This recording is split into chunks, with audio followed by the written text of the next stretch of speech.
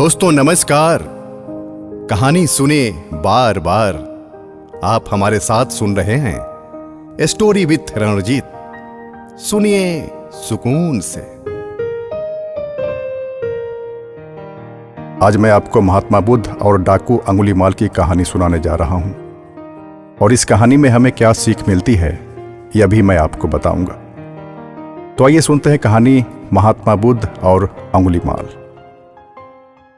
एक समय की बात है, महात्मा बुद्ध मगध देश में पहुंचे थे। उस समय मगध देश के एक क्षेत्र में एक डाकू का बहुत ही ज्यादा आतंक छाया हुआ था। जैसे ही अंधेरा होता था, लोग घरों से बाहर निकलने की हिम्मत नहीं जुटा पाते थे। इसका कारण वह डाकू अंगुलीमाल था।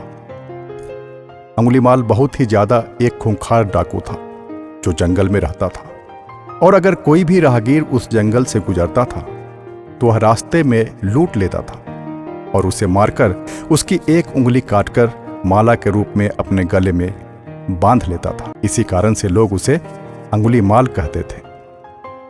उसी जंगल के पास में एक गांव था। उस गांव में जब महात्मा बुद्ध आए तो लोगों ने उनका बहुत स्वागत किया। लेकिन कुछ समय बाद महात्मा बुद्ध को पता चला कि यहाँ के लोगों के मन में काफी डर समाया हुआ है। तब महात्मा बुद्ध ने इसका कारण जानना चाहा। तब लोगों ने जो भी अंगुलीमाल की कहानी थी वह महात्मा बुद्ध को बता दिया कि अंगुलीमाल एक बहुत ही खतरनाक डाकू है। वह किसी भी निरपराध राहगीरों की हत्या कर देता है, उसे लूट लेता है और उसके एक उंगली को काटकर माला बनाकर पहन लेता है। इतने क्रूर शब्द सुनने के बाद महात्मा बुद्ध ने मन में निश्चय किया कि मैं इस डाकू से जरूर मिलूंगा। और उसके थोड़े दिन बाद महात्मा बुद्ध जंगल में जाने के लिए तैयार हो गए। गांव वालों ने महात्मा बुद्ध को बहुत रोका, लेकिन वह नहीं माने। गांव वाले समझ चुके थे कि आज महात्मा बुद्ध वापस लौटकर नहीं आने वाले। लेकिन बुद्ध बहुत ही अत्यंत शांत भाव से जंगल में चले जा रहे थे। महात्मा बुद्ध थोड़ा जंगल की ओर आगे बढ़े, तभी महात्मा बुद्ध को पीछे से एक कर्कश आवाज कानों में पड़ी। ठहर जा, कहां जा रहा है? लेकिन महात्मा बुद्ध इस बात को अनसुना करते हुए आगे बढ़ते रहे। इस तरह अंगुलीमाल बहुत गुस्सा हो गया और महात्मा बुद्ध को चेतावनी दिया, रुक जा, वरना मैं तुझे मार दूंगा। उसकी बात सुनकर बुद्ध रुक गए, और महात्मा बुद्ध ने जब पीछे मुड़कर देखा तो सामने अंगुलीमाल डाकू खड़ा था और हाथ में तलवार लिए हुए था और बहुत ही भयावह लग रहा था। इसके बाद महात्मा बुद्ध ने शांत स्वर में कहा, मैं तो ठहर गया, भला तू कब ठहरेगा? यह सुनते ही अंगुलीमाल आश्चर्य में पड़ गया। अभी तक अंगुलीमाल से इस तरह किसी ने बात नहीं किया था, और अंगुलीमाल को महात्मा बुद्ध के चेहरे में बिल्कुल भी भय नहीं दिखाई दे रहा था। ऐसा देखकर अंगुलीमाल महात्मा बुद्ध से बोलता है, सन्यासी, क्या तुम्हें डर नहीं लग रहा?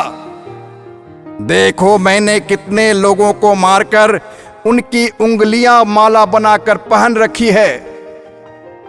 इस पर महात्मा बुद्ध बोले, तुमसे क्या डरना? डरना है तो उससे डरो जो सचमुच ताकतवर हो।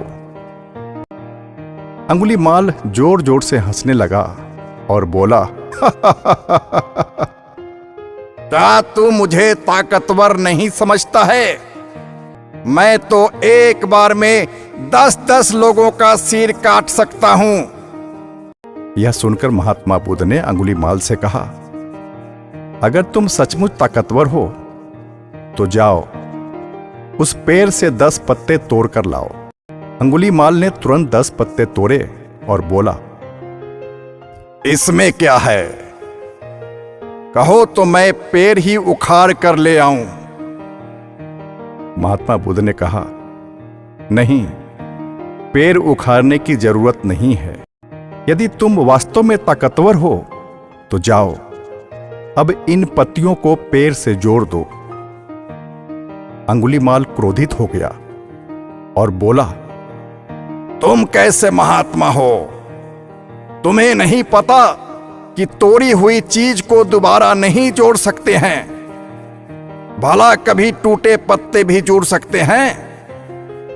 भगवान बुद्ध ने कहा, मैं यही तो तुम्हें समझाना चाहता हूं कि जब तुम्हारे पास किसी चीज को जोड़ने की ताकत नहीं है तो तुम्हें किसी वस्तु को तोड़ने का अधिकार भी नहीं है।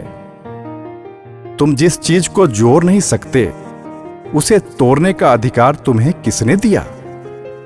किसी को जीवन देने की क्षमता नहीं तो मारने का हक भी नहीं। एक आदमी का सिर जोड़ नहीं सकते तो काटने में क्या बहादुरी है?